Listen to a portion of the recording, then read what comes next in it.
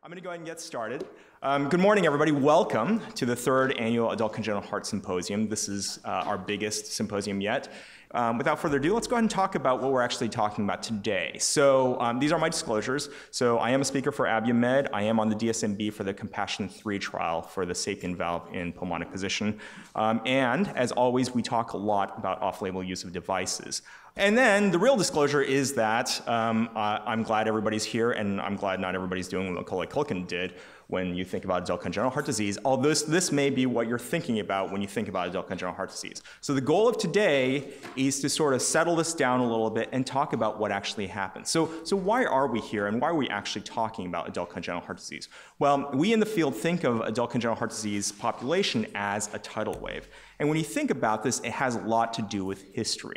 We take for granted today that cardiac surgery is something that happens hundreds of times a day all across this country and across the world. And we take it for granted as something that just naturally happens and that there was no beginning, no end to cardiac surgery. Well, it turns out it wasn't actually possible until 1953 to actually open the heart up safely and operate on these children without the advent of cardiopulmonary bypass. And even prior to that, the very first surgery that happened was the Blalock-Taussig-Thomas shunt. And then just like Mickey, with developing his skills with the Sorcerer's Apprentice and the Sorcerer's Hat, we started finding things that we could do in these kids and rescuing and repairing more and more of these kids over the decades. Until finally in the 1980s, we were actually able to approach hypoplastic left heart and allowing these patients to survive to adulthood for the very first time.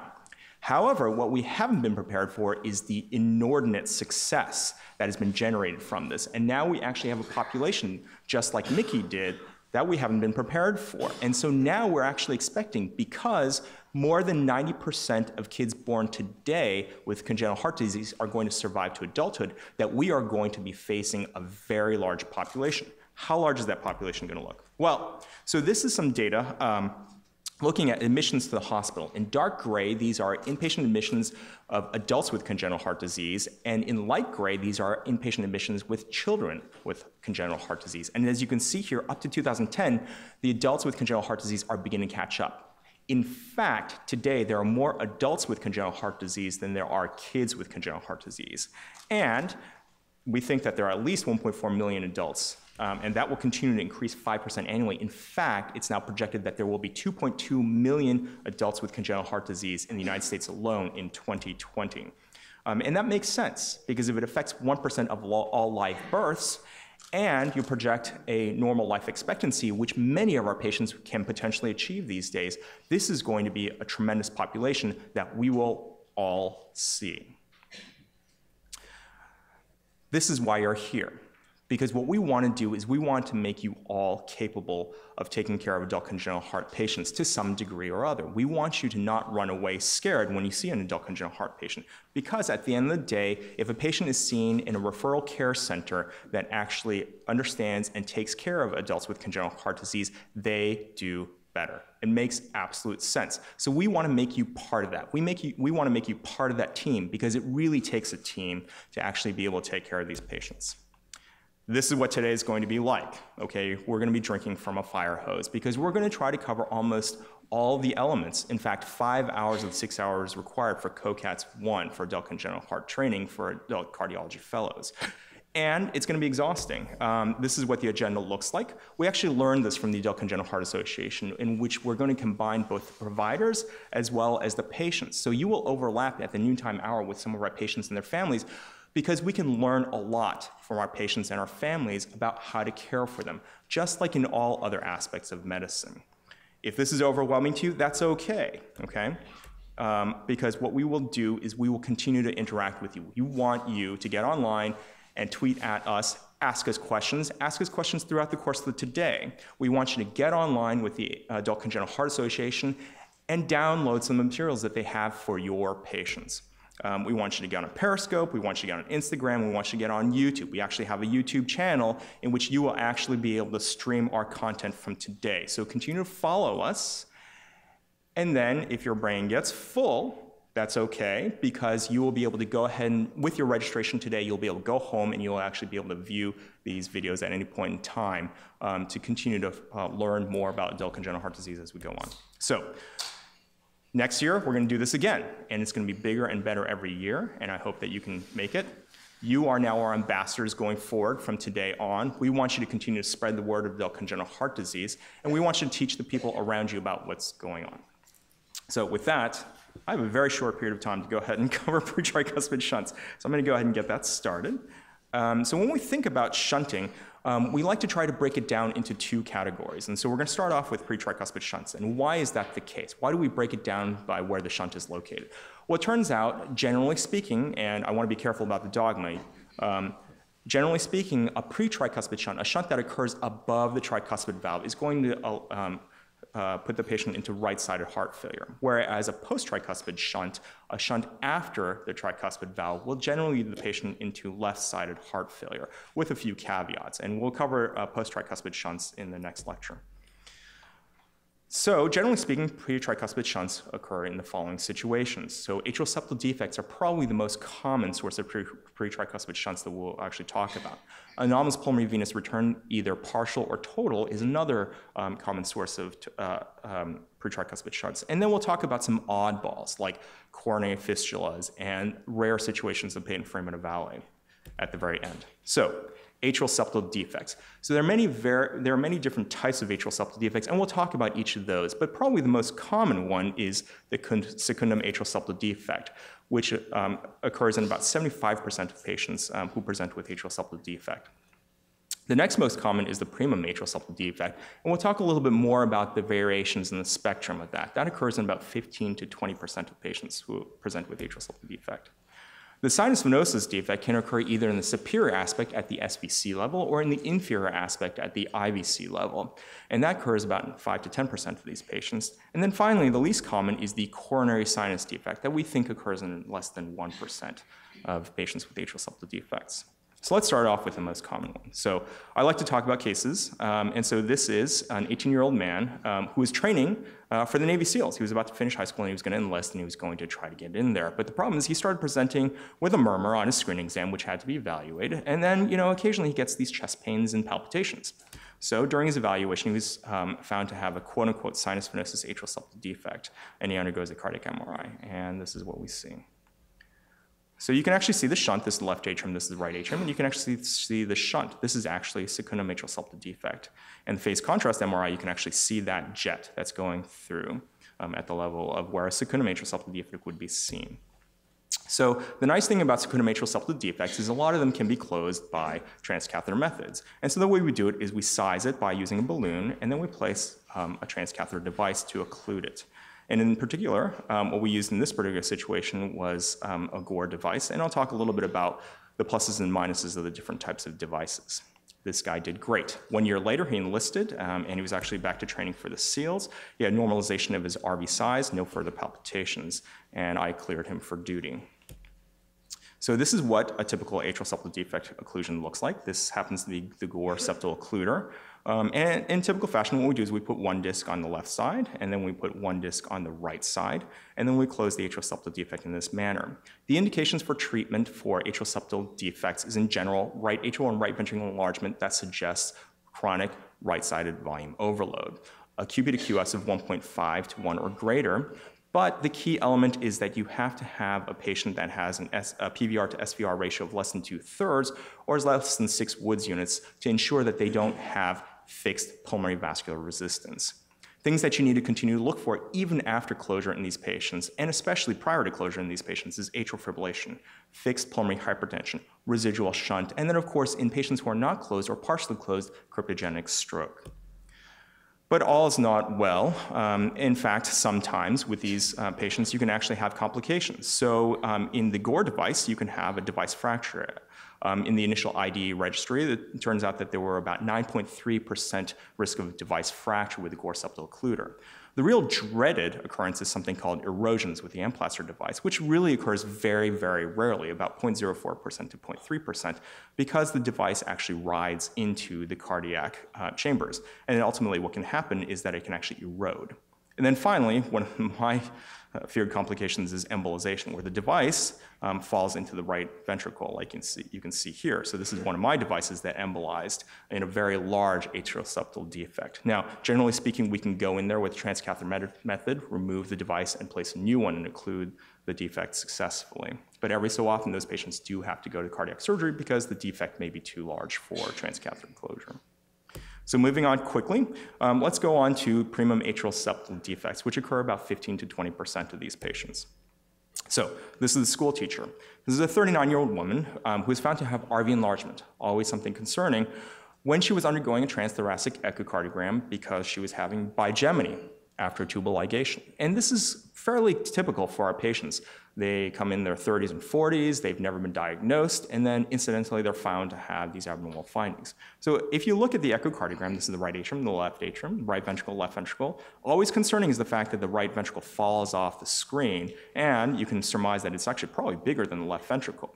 And if you look very carefully here, there's something unusual in that both the tricuspid valve and the mitral valve are in the same plane. So that's something that raises our eyebrows when we start looking at these in the congenital space. But then more importantly, you see this. There's kind of a little bit of daylight between the septum and the crux of the heart. So that is a primum atrial septal defect, also known in the past as a partial AV canal. So why do we call it that? Well, it turns out that embryologically, there's a continuum in the AV septal defect or primum atrial septal defect. So in our patient, we were talking about this situation where we actually have just a quote-unquote partial AV canal where we actually have a connection. There we go. Between the left atrium and the right atrium with just an atrial level shunt. But in that embryological continuity, there's also situations where you actually have also an atrial septal defect as well as a ventricular septal defect. And the reason why this starts to become important is because whenever you start to evaluate these patients, you need to start thinking about, is it just this, or is it this, or is it worse, possibly this, where you have a complete AV canal. Likewise, because you can see there's involvement of the AV valve tissue, oftentimes you can find a cleft mitral valve and mitral regurgitation that should be addressed at the time of corrective surgery for these patients. And of course, with everything that we do with these patients, there's always a potential for complications. And so sometimes there can be issues with all of these repairs. So this is what a transesophageal echocardiogram looks like. And very well, this is what we were talking about. So there's a very mild amount of mitral regurgitation due to a cleft in the mitral valve, as well as that atrial septal defect. So this can only be repaired by surgical methods. So let's move on to the superior sinus venosus defect, which occurs in 5 to 10% of these patients. And in this particular case, we're going to actually focus on superior sinus venosus because that's the much more common version. So this is the Tattle-Tale Liver. So this was a 63-year-old man who presented with his cirrhosis and hepatocellular carcinoma. And as he was being evaluated for transplant of his liver, he was found to have right ventricular enlargement. And so what we have here is we have a 3D reconstruction of his cardiac CT. And so what is a superior sinus venosus ASD? Well, it turns out that there's a connection between the left atrium here with the SVC, and that induces your pre-tricuspid left to right shunting. Another source of left to right shunting is the anomalous pulmonary vein, which occurs very often in these superior sinus venosus defects. So what that means is that the pulmonary vein that's normally supposed to drain back to the left atrium actually drains to the SVC. And generally speaking, these patients need to go to surgery. Depending on the situation, sometimes they can be repaired with a one-patch technique, which is what this is. So what you're seeing here is the anomalous pulmonary veins coming in, as well as that atrial septal defect. And what the surgeon can do is take one patch to exclude the anomalous pulmonary veins and the ASD from the SVC. That's a great repair.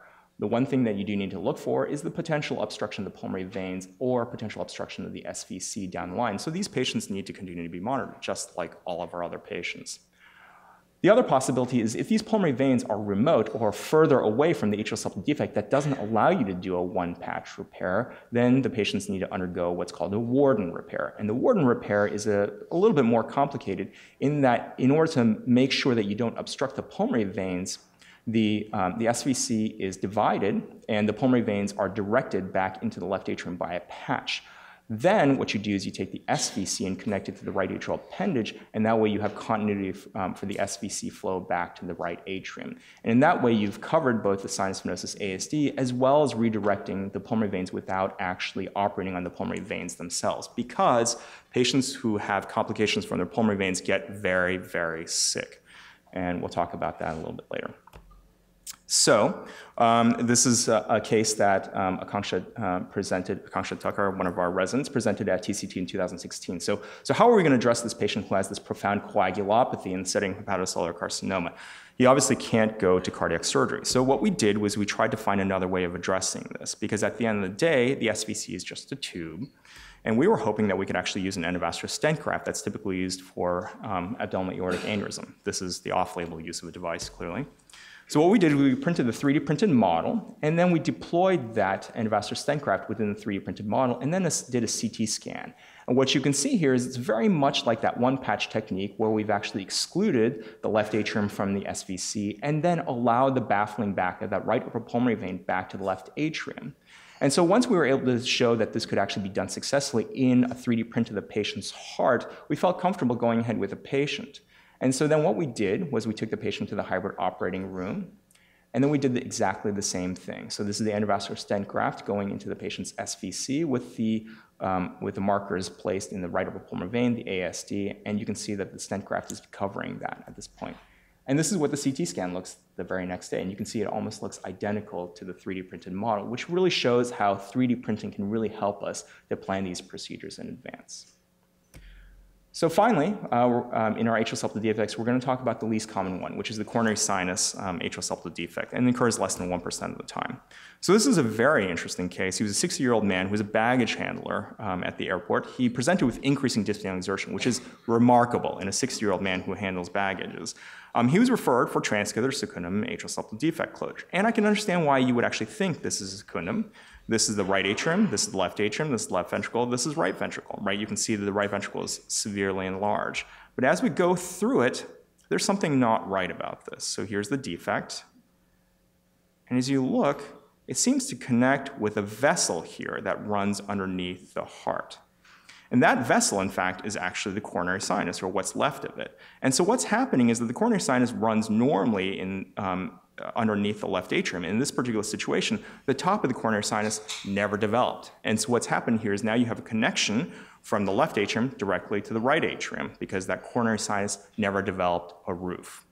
And so that's how you develop this atrial septal defect. So generally speaking, we just close these in the operating room with a surgical technique. Important things to think about when you see these patients is that it's commonly called an unroofed coronary sinus, but it's also known as a coronary sinus atrial septal defect. But embryologically, sometimes these patients have a persistent left-sided SVC. And because the persistent left-sided SVC dumps normally to a coronary sinus, it has an obligatory right-to-left shunt going from the persistent left-sided SVC to the left atrium.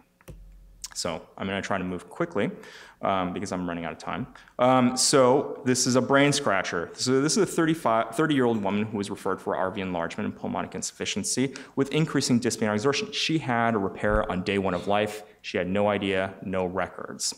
So what we think happened was she actually had total anomalous pulmonary venous return. And thankfully, we got this all when we actually did her cardiac MRI. But why is she symptomatic? Well, when we think about the differential diagnosis for a patient who has had total anomalous pulmonary venous return, which is basically where all the pulmonary veins drain back to this, what's called a vertical vein, and comes back to either a systemic venous structure like the IVC, or in this particular case, the portal vein. The things that we often worry about is residual shunt. We worry about pulmonary hypertension that develops late. And then finally, we worry about pulmonary venous obstruction that can occur when these patients are repaired early. But that's not at all what happened in this particular patient. Turns out, thank God for cardiac MRI, this is what we found. So she continued to have a vertical vein.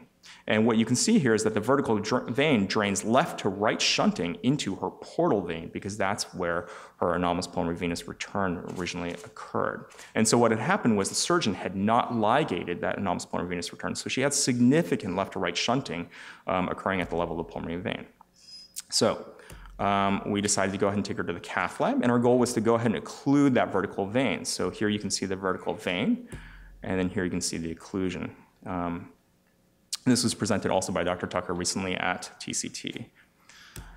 So there are a few oddballs every so often that you'll see for pre-tricuspid shunts. This is an unusual case that we had where the patient had left-to-right shunting from a coronary fistula from the right coronary artery going to the SVC. Now, generally speaking, that doesn't create a volume load. What it does is it causes ischemia in the right coronary artery because you're shunting away from the right coronary, and these patients develop myocardial ischemia.